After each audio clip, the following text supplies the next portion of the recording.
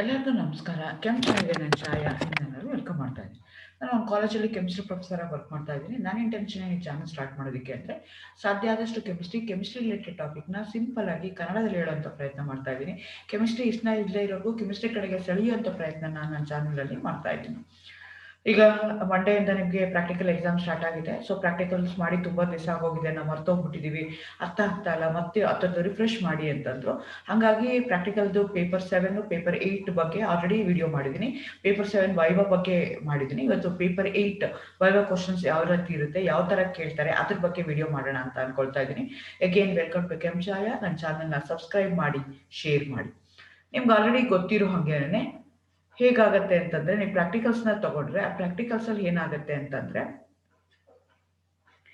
35 ಮಾರ್ಕ್ಸ್ಗೆ ನೀವು ಪರ್ಫಾರ್ಮೆನ್ಸ್ ಮಾಡಬೇಕು. ಆ 35 ಮಾರ್ಕ್ಸಲ್ಲಿ ಏನಾಗ್ತಾ ಇದೆ ಅಂತಂದ್ರೆ 5 ಮಾರ್ಕ್ಸ್ ನಿಮಗೆ ವೈವಾ ಕ್ವಶನ್ಸ್ ಕೇಳ್ತಾರೆ. 5 ಮಾರ್ಕ್ಸ್ ಅಂತಂದ್ರೇನು, 5 ಕ್ವಶನ್ಸ್ ಕೇಳ್ತಾರೆ. ಆ 5 ಕ್ವಶನಲ್ಲಿ ನೀವು 5ಕ್ಕೂ ಆನ್ಸರ್ ಮಾಡಿದ್ರೆ ಅವಾಗ ನಿಮ್ಗೆ ಏನಾಗುತ್ತೆ ಅಂತಂದ್ರೆ ಫುಲ್ ಕಂಪ್ಲೀಟ್ 5 ಮಾರ್ಕ್ಸ್ ಬರುತ್ತೆ. ಇಲ್ಲ ಅಂತಂದ್ರೆ ಕಡಿಮೆ ಆಗುತ್ತೆ. ಸೊ ಹೀಗೆ ನೀವು ಯಾವ ಎಕ್ಸ್ಪೆರಿಮೆಂಟ್ಗೆ ಮಾಡ್ತಾ ಇದ್ದೀರಲ್ಲ ಆ ಎಕ್ಸ್ಪೆರಿಮೆಂಟ್ಗೆ ಅವ್ರು ಏನು ಮಾಡ್ತಾ ಹೋಗ್ತಾರೆ ಅಂತಂದ್ರೆ ಕ್ವಶನ್ಸ್ನ ಕೇಳ್ತಾ ಹೋಗಬೇಕು.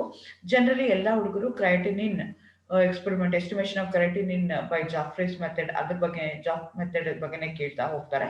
ಸೊ ನೀವು ಅದ್ರ ಬಗ್ಗೆ ಏನಾಗಿರ್ಬೇಕಾಗತ್ತೆ, ಕರೆಕ್ಟಾಗಿ ಇನ್ಫಾರ್ಮೇಶನ್ ತಿಳ್ಕೊಂಡಿರ್ಬೇಕಾಗತ್ತೆ. ಸೊ ಅವಾಗ ನೀವು ಕಂಪ್ಲೀಟ್ಲಿ 5ಕ್ಕೆ 5 ಮಾರ್ಕ್ಸ್ ನೀವು ತಗೊಳಕ್ ಸಾಧ್ಯ ಆಗುತ್ತೆ. ಸೊ ಹಾಗಾಗಿ ನಾನು ಇವತ್ತು bio OC questions for paper 8 particularly ಬಯೋಕೆಮಿಸ್ಟ್ರಿಗೆ ಏನಿದೆಯಲ್ಲ ಅದನ್ನ ಇವತ್ತು ಮಾಡೋಣ ಅಂತ ಅನ್ಕೊಳ್ತಾ ಇದ್ದೀನಿ.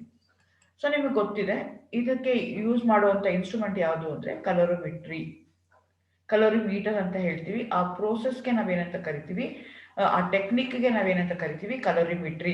ಸೊ ಎರಡು ಬೇರೆ ಬೇರೆ ಟರ್ಮಿನಾಲಜಿ ಇದೆ, ನೀವು ಕೇರ್ಫುಲ್ ಆಗಿ ನೋಡ್ಕೋಬೇಕು. ಕಲೋರಿಮೀಟರ್ ಅಂದ್ರೆ ಏನು, ಕಲೋರಿಮಿಟ್ರಿ ಅಂದ್ರೆ ಏನು ಅಂತ ಕೇಳ್ಬೋದು. ಕಲೋರಿಮೀಟರ್ ಅಂದ್ರೆ ಇಟ್ಸ್ ಎ ಡಿವೈಸ್, ಕಲೋರಿಮಿಟ್ರಿ ಅಂತಂದ್ರೆ ಇಟ್ಸ್ ಎ ಟೆಕ್ನಿಕ್. ಆ ಟೆಕ್ನಿಕ್ ಯೂಸ್ ಮಾಡ್ಕೊಂಡು ನಾವೇನ್ ಮಾಡ್ತೀವಿ ಅಂತಂದ್ರೆ ಕಲರ್ ಸೊಲ್ಯೂಷನ್ ಕಾನ್ಸಂಟ್ರೇಷನ್ ಕಂಡುಹಿಡಿತೀವಲ್ಲ, ಆ ಟೆಕ್ನಿಕ್ಗೆ, ಆ ಮೆಥಡ್ಗೆ ನಾವೇನಂತ ಕರಿತೀವಿ, ಕಲೋರಿಮಿಟ್ರಿ ಅಂತ ಹೇಳ್ತಾರೆ, ಅಥವಾ ಕಲರಿಮಿಟ್ರಿ ಅಂತಾನೂ ಕರೀತಾರೆ.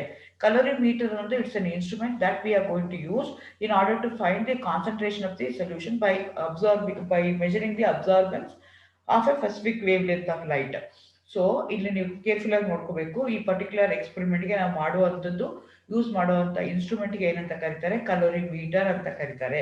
ಕಲೋರಿಮಿಟ್ರಿ ಅಂದ್ರೆ that's a technique that we are going to use to find out the concentration of an unknown solution, particularly coloured compounds ನಾವು ಮಾಡ್ತಾ ಇದ್ರೆ ಅಂಥದಕ್ಕೆ ಕಲೋರಿಮಿಟ್ರಿ ಅಂತ ಕರೀತಾರೆ. ಆ ಟೆಕ್ನಿಕ್ಗೆ, ಆ ಇನ್ಸ್ಟ್ರೂಮೆಂಟ್ ಯೂಸ್ ಮಾಡೋದಕ್ಕೆ, ಆ ಡಿವೈಸ್ ಯೂಸ್ ಮಾಡ್ತೀವಲ್ಲ ಅದಕ್ಕೆ ನಾವು ಕಲೋರಿಮಿಟ್ರಿ ಅಂತ ಹೇಳ್ತೀವಿ.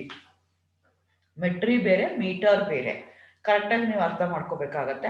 ಸೊ ಇಲ್ಲಿ ನಾವೇನ್ ಮಾಡ್ಬೇಕಾಗತ್ತೆ, ಕಲೋರಿಮಿಟ್ರಿ ಯೂಸ್ ಮಾಡ್ತಾ ಇದೀವಿ. ಆ ಕಲೋರಿಮಿಟ್ರಿ ಯೂಸ್ ಮಾಡ್ಬೇಕಾದ್ರೆ ಅಬ್ಸಾರ್ಬೆನ್ಸ್ ವರ್ಸಸ್ ವೇವ್ ಲೆಂತ್ ನೀವು ಮಾಡ್ತೀರಾ. ಸೊ ಯಾವ ಅಬ್ಸಾರ್ಬೆನ್ಸ್ಗೆ ವಾಟ್ ಅಬ್ಸಾರ್ಬೆನ್ಸ್ ನೀವು ವ್ಯಾಲ್ಯೂ ಮಾಡಬೇಕು ಅಂತ ಕೇಳ್ತಾ ಇದ್ದಾರೆ. 540 ನ್ಯಾನೋಮೀಟರ್ಗೆ ನೀವು ಅದನ್ನ ಮಾಡಬೇಕಾಗತ್ತೆ. ನಿಮ್ಮ ಫಿಲ್ಟರ್ನ ಎಲ್ಲಿಗೆ ಅಡ್ಜಸ್ಟ್ ಮಾಡ್ಕೋಬೇಕು ಅಂದ್ರೆ 540 ನ್ಯಾನೋಮೀಟರ್ಸ್ಗೆ ಯೂಸ್ ಮಾಡ್ಕೋಬೇಕಾಗತ್ತೆ. What is the role of a filter in colorimeter ಅಂತ ಕೇಳ್ಬೋದು. ಅದೇನ್ ಮಾಡುತ್ತೆ ಅಂತಂದ್ರೆ, ನೀವು ಆಲ್ರೆಡಿ ಸ್ಪೆಕ್ಟ್ರೋಸ್ಕೋಪಿ ಓದಿದ್ರೆ ನಿಮ್ಗೆ ಐಡಿಯಾ ಗೊತ್ತಿದೆ ಹೇಗಾಗತ್ತೆ ಅಂತ. ಸೊ ನಮ್ಗೆ ಏನಾಗ್ತಾ ಇರುತ್ತೆ ಅಂತಂದ್ರೆ, ರೇಡಿಯೇಷನ್ಸ್ ಅಲ್ಲಿ ಎಲ್ಲ ಸಾರ್ಟ್ ಆಫ್ ರೇಡಿಯೇಷನ್ಸ್ ಇರುತ್ತೆ.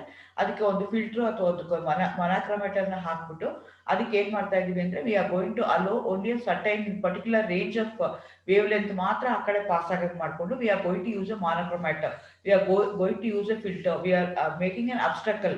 ಸೊ ಓನ್ಲಿ ಆ ಲೈಟ್ ಮಾತ್ರ, ಆ ಇಂಟೆನ್ಸಿಟಿ ಇರೋ ಲೈಟ್ ಮಾತ್ರ ಆ ಕಡೆಗೆ ಪಾಸ್ ಆ ವೇವ್ ಲೆಂತ್ ಇರುವಂತ ಲೈಟ್ ಮಾತ್ರ ಆ ಕಡೆಗೆ ಪಾಸ್ ಆಗಂಗೆ ನಾವು ನೋಡ್ಕೊಳ್ತಾ ಇರ್ತೀವಲ್ಲ, ಆ ಮಾನೋಕ್ರೋಮೀಟರ್ ಅಂತಾರೆ, ಫಿಲ್ಟರ್ ಅಂತ ಹೇಳ್ತಾರೆ.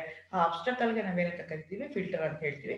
ಅದೇನ್ ಮಾಡುತ್ತೆ ಅಂತಂದ್ರೆ, ಎಲ್ಲಾ ಲೈಟ್ನು ಅಲೋ ಮಾಡಲ್ಲ, ಯಾವುದೋ ಒಂದು ಪರ್ಟಿಕ್ಯುಲರ್ ವೇವ್ ಲೆಂತ್ ಇರೋ ಲೈಟ್ನಷ್ಟೇ ಏನ್ ಮಾಡ್ತಾ ಹೋಗುತ್ತೆ, ಅದು ಅಲೋ ಮಾಡ್ತಾ ಹೋಗುತ್ತೆ. That's a role of filters. ಇಲ್ಲಿ ಏನ್ ಮಾಡ್ತೀರಾ, ನೀವು ಪ್ರೋಟೋಕಾಲ್ ಬರ್ತೀರಾ. ಆಲ್ರೆಡಿ ನಾನು ಇದ್ರ ಬಗ್ಗೆ ಪ್ರೋಟೋಕಾಲ್ ಅಂದ್ರೆ ಏನು, ಅದನ್ನ ಹೇಗ್ ಮಾಡ್ಬೇಕು ಅದನ್ನ ಆಲ್ರೆಡಿ ಹಿಂದಿನ ವಿಡಿಯೋದಲ್ಲಿ ಹೇಳಿದೀನಿ. ಸೊ ಅಲ್ಲಿ ಏನ್ ಮಾಡ್ತೀರಾ ಅಂತಂದ್ರೆ, ಪ್ರೋಟೋಕಾಲ್ ಬರ್ದಾಗ ಫಸ್ಟ್ ಒಂದು ಬ್ಲಾಂಕ್ ವ್ಯಾಲ್ಯೂ ಬರೀತೀರಾ. ಹಂಗಂದ್ರೆ ಏನು ಅಂತ, ಅಲ್ಲಿ ಏನ್ ಮಾಡ್ತೀವಿ ಅಂದ್ರೆ ಎಲ್ಲಾ ಬೇರೆ ರಿಯೇಜನ್ ಆಡ್ತೀವಿ. ಅಂದ್ರೆ NaOH ಆಡ್ ಮಾಡ್ತೀವಿ, ಪಿಕ್ರಿಕ್ ಆಸಿಡ್ ನ ಆಡ್ ಮಾಡ್ತೀವಿ, ವಾಟರ್ನ ಆಡ್ ಮಾಡ್ತೀವಿ, ಎಲ್ಲಾನು ಆಡ್ ಮಾಡ್ತೀವಿ. ಬಟ್ ಕ್ರಿಯೇಟಿನಿನ್ ಮಾತ್ರ ಆಡ್ ಮಾಡಿರಲ್ಲ. ಅದಕ್ಕೆ ನಾವೇನಂತ ಕರಿತೀವಿ, ಬ್ಲಾಂಕ್ ಟೈಟ್ರೇಷನ್. ಅಂದ್ರೆ ಬೇರೆ ರಿಯೇಜೆಂಟ್ ಹಾಕೊಂಡು ಮಾಡಿದಾಗ ನಿಮ್ಗೆ ಕಲೋರಿಮೀಟರ್ ಅಲ್ಲಿ ಎಷ್ಟು ಅಬ್ಸಾರ್ಬೆನ್ಸ್ ಬರುತ್ತೆ ಅಂತ ಕ್ಯಾಲ್ಕುಲೇಟ್ ಮಾಡ್ತೀವಿ ವಿತೌಟ್ ಕ್ರೈಟಿನಿನ್. ವಿತ್ ಕ್ರೈಟಿನಿನ್ ಏನಾಗುತ್ತಲ್ಲ ಅದನ್ನ ಕ್ಯಾಲ್ಕುಲೇಟ್ ಮಾಡೋದು ಎಕ್ಸ್ಪೆರಿಮೆಂಟ್ ಆಗುತ್ತೆ. ಸೊ ಕಂಪೇರ್ ಮಾಡ್ಕೊಳ್ಳೋಕೆ ವಿತೌಟ್ ಕ್ರೈಟಿನಿನ್ ಏನಾಗ್ತಾ ಇದೆ, ವಿತ್ ಕ್ರೈಟಿನಿನ್ ಏನಾಗ್ತಾ ಇದೆ ಅಂತ ನೀವು ಐಡೆಂಟಿಫೈ ಮಾಡ್ಕೋಬಹುದು, ಕಂಪೇರ್ ಮಾಡ್ಕೋಬಹುದು. ಹಾಗಾಗಿ ನಾವೇನ್ ಮಾಡ್ತೀವಿ ಅಂತಂದ್ರೆ ಬ್ಲ್ಯಾಂಕ್ ಟೈಟ್ರೇಷನ್ ಮಾಡ್ತಾ ಹೋಗ್ತೀವಿ ಅಥವಾ ಬ್ಲ್ಯಾಂಕ್ ನ ತಗೊಳ್ತೀವಿ. ಸೊ ಈ ಮೆಥಡ್ ಮಾಡ್ತೀವಲ್ವಾ, ಕಲೋರಿಮೆಟ್ರಿಕ್ ಎಸ್ಟಿಮೇಷನ್ ಮಾಡ್ತಾ ಇದೀವಿ ಇಲ್ಲಿ. ಆ ಕಲೋರಿಮೆಟ್ರಿಕ್ ಎಸ್ಟಿಮೇಷನ್ಗೆ ಯಾವ ಪ್ರಿನ್ಸಿಪಲ್ ನ ಯೂಸ್ ಮಾಡ್ತಾರೆ ಅಂದ್ರೆ ಬೀರ್ ಲ್ಯಾಂಬರ್ಟ್ ಲಾ ನ ಯೂಸ್ ಮಾಡ್ತಾರೆ. ಸೊ ಇದನ್ನ ಆಲ್ರೆಡಿ ನೀವು ಲೋಯರ್ ಕ್ಲಾಸ್ಗಳಲ್ಲಿ ಕಲ್ತಿದ್ದೀರಾ. The absorbance of light is directly proportional to the thickness of the solution of a definite concentration. So absorbance of the light ಏನಿದೆಯಲ್ಲ ನಿಮ್ ಸಬ್ಸ್ಟೆನ್ಸ್ ಮೇಲೆ ಬೀಳುವಂಥದ್ದು, ಅದು ಯಾವ್ದ್ರ ಮೇಲೆ ಡಿಪೆಂಡ್ ಆಗುತ್ತೆ ಅಂದ್ರೆ thickness of the solution of a definite concentration ಮೇಲೆ depend ಆಗುತ್ತೆ. ಸೊ ಅದು ಹೇಳುತ್ತಲ್ಲ, ಅದಕ್ಕೆ ನಾವು ಬೀರ್ ಲ್ಯಾಂಬರ್ಟ್ ಲಾ ಅಂತ ಹೇಳ್ತೀವಿ. ಆ ಲಾ ಬೇಸಿಸ್ ಮೇಲೆ ನಾವು ಕಲೋರಿಮೆಟ್ರಿ ಎಕ್ಸ್ಪೆರಿಮೆಂಟ್ ನ ಇಲ್ಲಿ ನಾವು ಮಾಡ್ತಾ ಇದ್ದೀವಿ. ಹಾಗಾದ್ರೆ ವಾಟ್ ಈಸ್ ಕ್ರೈಟಿನಿನ್ ಅಂತ ಕೇಳ್ತಾ ಇದ್ದಾರೆ. It's a nitrogenous organic compound in urine produce by the protein metabolism. ನಮ್ಮ ಬಾಡಿ ಒಳಗಡೆ ಪ್ರೋಟೀನ್ ಮೆಟಬಾಲಿಸಮ್ ಆಗುತ್ತೆ. ಅವಾಗ ಏನಾಗುತ್ತೆ ಅಂತಂದ್ರೆ ಕ್ರೈಟಿನಿನ್ ಜನರೇಟ್ ಆಗುತ್ತೆ. So it will be excreted in the urine. ಹಾಗಾದ್ರೆ ನಾರ್ಮಲ್ ಲೆವೆಲ್ ಎಷ್ಟಿರ್ಬೇಕು ಬಾಡಿಯಿಂದ ಎಕ್ಸ್ಕ್ರೀಟ್ ಆಗುವಂಥದ್ದು? ಅಗೇನ್ ಅದು ಮೇಲ್ಗೆ, ಫಿಮೇಲ್ಗೆ, ಅಡಲ್ಟ್ಸ್ಗೆ, ಏಜ್ ಪರ್ಸನ್ಗೆ ಅವ್ರಿಗೆಲ್ಲ ವೇರಿ ಆಗುತ್ತೆ. ಬಟ್ ಜನರಲಿ ನಾರ್ಮಲ್ ರೇಂಜ್ ಎಷ್ಟಿರುತ್ತೆ ಅಂದ್ರೆ 1 to 1.8 grams in 24 hours of urine. So ಅಷ್ಟು ಹೋಗ್ತಾ ಇದ್ರೆ ಅದು ನಾರ್ಮಲ್. ಅದಕ್ಕಿಂತ ಜಾಸ್ತಿ ಆಯ್ತು ಅಂತಂದ್ರೆ ಅವಾಗ ಅದು ಅಬ್ನಾರ್ಮಲ್ ಅಂತ ನಾವು ಹೇಳ್ತೀವಿ. ಆ ಲೆವೆಲ್ ಮಾತ್ರ ಹೋಗ್ಬೇಕು, ಅದಕ್ಕಿಂತ ಜಾಸ್ತಿ ಹೋಗ್ಬಾರ್ದು. What's a pathological condition of an elevated level of the excretion of creatine. ಅಥವಾ ಜಾಸ್ತಿ ಹೋಗ್ತಾ ಇದೆ ಅಂತ ನನಗೆ ಏನಾಗುತ್ತೆ ಅಂತಂದ್ರೆ ಫೀವರ್ ಆಗ್ಬೋದು ಅಥವಾ ವಾಟಿಂಗ್ ಡಿಸೀಸಸ್ ನನಗೆ ಬರ್ಬೋದು, ಆಗಿರ್ಬೋದು ಅಂತ ನನಗೆ ಅದು ಸಿಂಪ್ಟಮ್ ನನಗೆ ಗೊತ್ತಾಗುತ್ತೆ. ಸೊ ನನಗೆ ನಾರ್ಮಲ್ ರೇಂಜ್ ಅಲ್ಲಿ ಇದ್ರೆ ತೊಂದರೆ ಇಲ್ಲ, ಅದಕ್ಕಿಂತ ಜಾಸ್ತಿ ಆಯ್ತು ಅಂತಂದ್ರೆ ನನಗೆ ಪ್ರಾಬ್ಲಮ್ ಆಗುತ್ತೆ. Is a creatinine and creatinine are same if different how ಅಂತ ಕೇಳ್ತಾರೆ. ಎರಡು ಬೇರೆ ಬೇರೆ ಇದೆ. ನಾನು ಮುಂಚೆನೇ ಹೇಳ್ದಂಗೆ ಮೆಟಬಾಲಿಕ್ ಆಕ್ಟಿವಿಟಿ ಆದಾಗ ನಮ್ಮ ಬಾಡಿನಲ್ಲಿ ಕ್ರೈಟಿನಿನ್ ಜನರೇಟ್ ಆಗುತ್ತೆ. ಕ್ರೈಟಿನ್ ಅನ್ನೋದೇನಿದೆಯಲ್ಲ ಅದು nitrogenous organic acid that naturally occur in vertebrates. Its main role is to facilitate recycling of ATP, that is adenosine triphosphate, the energy currency of the cell, primarily in muscles and brain tissue. Creatinine is in equilibrium with creatinine. So ಈಗ ನೀವು ಮಾಡ್ತಾ ಇರೋಂಥದ್ದು ಕ್ರೈಟಿನಿನ್ structure ನ ನೋಡ್ಕೊಳ್ಳಿ. ಒಂದು open chain structure ಇದೆ, ಇನ್ನೊಂದು close chain structure ಇದೆ. Open chain structure ಇರೋದು ಕ್ರೈಟಿನಿನ್ ಇದೆ. ಅದೇನಾಗುತ್ತೆ ನಮ್ಮ ಬಾಡಿ ಒಳಗಡೆ it will B in equilibrium. ಅವಾಗ ಆ ಪ್ರೋಸೆಸ್ ಆದಾಗ ಏನಾಗುತ್ತೆ ಅಂದ್ರೆ ಕ್ರೈಟಿನಿನ್ ಆಗಿ ಕನ್ವರ್ಟ್ ಆಗುತ್ತೆ. ಸೊ ಆ ಕ್ರೈಟಿನಿನ್ ಮತ್ತೆ ಕ್ರೈಟಿನ್ ಏನಿದೆಯಲ್ಲ they will be in equilibrium. So ನಮ್ಗೆ ಕ್ರೈಟಿನ್ ಬೇಕೇ ಬೇಕು ನಮ್ಮ ಬಾಡಿಗೆ. ಅದು ಎಲ್ಲಿರುತ್ತೆ ಅಂದ್ರೆ nitrogenous organic acid naturally occurs ಇನ್ ವರ್ಟಿಬ್ರೇಟ್ಸ್ ಅಲ್ಲಿ ಇರುತ್ತೆ. ಅದು ಏನ್ ಮಾಡುತ್ತೆ ಅಂದ್ರೆ ರೀಸೈಕ್ಲಿಂಗ್ ಆಫ್ ATP ಮಾಡುತ್ತೆ.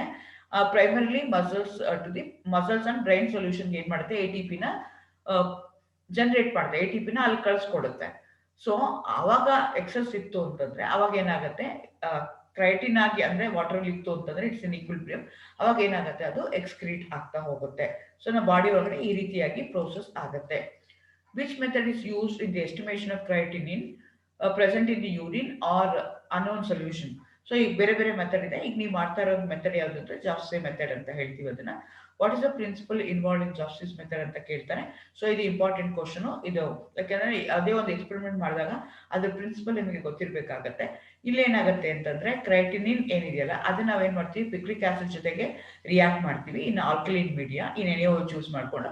ಅವಾಗ ನನಗೆ ಆರೆಂಜ್ ರೆಡ್ ಕಲರ್ ಬರುತ್ತೆ. ಸೊ ನಾನು ಕಲೋರಿಮೀಟರ್ ಯೂಸ್ ಮಾಡ್ತಾ ಇರೋದ್ರಿಂದ ಸೊ ಕಲರ್ ಡೆವಲಪ್ ಆಗಿರೋದ್ರ ಮೇಲೆ ನಾನೇನ್ ಮಾಡ್ತಾ ಹೋಗ್ತೀನಿ, ಐಡೆಂಟಿಫೈ ಮಾಡ್ತಾ ಹೋಗ್ತೀನಿ.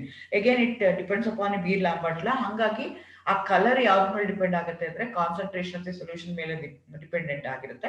ಸೊ ನಾವು ಬೇರೆ ಬೇರೆ ಕಾನ್ಸಂಟ್ರೇಷನ್ ಸೊಲ್ಯೂಷನ್ ಮಾಡಿ 540 ನ್ಯಾನೋಮೀಟರ್ ಫಿಲ್ಟರ್ ಯೂಸ್ ಮಾಡಿಕೊಂಡು ಹಾಕಿದಾಗ ಕ್ರೈಟಿನ್ ಅಂಡರ್ ಸೇಮ್ ಕಂಡೀಷನ್ಸ್ ಏನ್ ಬರುತ್ತೆ ಅಂತ ನಾವು ಕ್ಯಾಲ್ಕುಲೇಟ್ ಮಾಡ್ತೇವೆ. This method is based on Japs's method. Creatinine reacts with a picrate ion formed in an alkaline media to develop a red-orange color. The color produced from the sample is then compared in a colorimeter at a wavelength of 540 nano with that produced by the known amount of creatine under the same condition ಅಂತ ಹೇಳ್ತಾ ಇದ್ದಾರೆ. So ಅದು principal. So ಇಲ್ಲಿ ಏನ್ ಮಾಡ್ತೀವಿ ನಾವು, colour generate ಆಗಂಗ್ ಮಾಡ್ತೀವಿ. So ಇದು ಬೀರ್ ಲ್ಯಾಂಬರ್ಟ್ ಲಾ ಇರೋದಕ್ಕೋಸ್ಕರ ಕಾನ್ಸಂಟ್ರೇಷನ್ ವೇರಿ ಮಾಡ್ದಂಗೆ ಕಲರ್ ವೇರಿ ಆಗ್ತಾ ಹೋಗುತ್ತೆ. ಸೊ ಹಂಗಾದಾಗ ಏನಾಗುತ್ತೆ ಅಂದ್ರೆ 540 ನ್ಯಾನೋಮೀಟರ್ ವೇವ್ ಲೆಂತ್ ಅಲ್ಲಿ ಅಬ್ಸಾರ್ಬೆನ್ಸ್ ಏನಾಗ್ತಾ ಹೋಗುತ್ತೆ, ಬೇರೆ ಆಗ್ತಾ ಹೋಗುತ್ತೆ. From the graphical method I can easily calculate the uh, amount of creatinine present in the given sample ಅಂತ ನಾನು ಮಾಡ್ಕೋಬಹುದು. What's the role of creatinine in the human body? The creatinine produced from the creatine, a molecule, the major importance for the energy production of muscles. Muscles ಮತ್ತೆ ಬೋನ್ಸ್ಗೆ ನನಗೆ ಕೊಡುವಂಥದ್ದು energy ಕೊಡುವಂಥದ್ದು ಯಾವುದು ಅಂದರೆ ಕ್ರಯಟಿನಿನ್ ಅಂತ ಹೇಳ್ತೀವಿ. ಅದು ಎಲ್ಲಿಂದ ಅದು ಸಾರಿ ಅದು ಎಲ್ಲಿಂದ ಬರುತ್ತೆ ಅಂದರೆ ಕ್ರಯಟಿನ್ ಇಂದ ಬರುತ್ತೆ. ಸಾರಿ, ಕ್ರಯಟಿನ್ ಏನಿದೆಯಲ್ಲ, ಕ್ರಿಯಾಟಿನ್ ಏನಿದೆಯಲ್ಲ, ಅದು ಏನು ಕೊಡ್ತಾ ಇದೆ ಅಂತಂದ್ರೆ ಎನರ್ಜಿ ಪ್ರೊಡಕ್ಷನ್ ಬೇನ್ಗೆ ಮತ್ತೆ ಇದಕ್ಕೆ ಮಸಲ್ಸ್ಗೆ ಬೇಕೇ ಬೇಕಾಗತ್ತೆ. Approximate 2% of the bodies creatine is converted into creatinine every day. Creatinine is transported through the bloodstreams to kidneys. The kidney filter out most of the creatinine and dispose it off in the urine. So ಆ ರೀತಿಯಾಗಿ ಅದು act ಮಾಡುತ್ತೆ, body ಒಳಗಡೆ ಹೇಗೆ ಇದು act ಮಾಡುತ್ತೆ ಅಂತ. So ಇಲ್ಲಿ ಏನ್ ಮಾಡ್ತೀವಿ, ಕಲರ್ ಬರೋದಕ್ಕೆ ಯಾವ ರಿಯೇಜನ್ ನ ಯೂಸ್ ಮಾಡ್ತೀವಿ ಅಂತ ಕೇಳ್ಬೋದು. ಅವಾಗ ಅದಕ್ಕೆ ಪಿಕ್ರಿಕ್ ಆಸಿಡ್ ಅಂತ ಹೇಳ್ತೀವಿ. ಇನ್ ಆಲ್ಕಲೈನ್ ಮೀಡಿಯಂ ಎಳೆಬೇಕು. ಸೊ ಹಾಗಾಗಿ ನಾವ್ ಏನ್ ಮಾಡ್ತಾ ಇದೀವಿ, ಅಲ್ಲಿ NaOH ಹಾಕ್ತಾ ಇದ್ದೀವಿ. ಅವಾಗ ಏನಾಗ್ತಾ ಹೋಗ್ತಾ ಇದೆ, ನಿಮ್ಗೆ ಕಲರ್ ಬರ್ತಾ ಇದೆ. ಪಿಕ್ರಿಕ್ ಆಸಿಡ್ ಅಂದ್ರೆ ಏನು, 2,4,6 ಟ್ರೈಬ್ರೋಮೋಫಿನಾಲ್ಗೆ ನಾವು ಪಿಕ್ರಿಕ್ ಆಸಿಡ್ ಅಂತ ಹೇಳ್ತೀವಿ. ಸೊ ಪಿಕ್ರೇಟ್ ಅಯಾನ್ ಜೊತೆಗೆ ಏನಾಗುತ್ತೆ, ನಿಮ್ದು ಕ್ರಯಟಿನಿನ್ ರಿಯಾಕ್ಟ್ ಆಗ್ಬಿಟ್ಟು ಪಿಕ್ರೇಟ್ ಆಗಿ ಅದು ಕನ್ವರ್ಟ್ ಆಗುತ್ತೆ.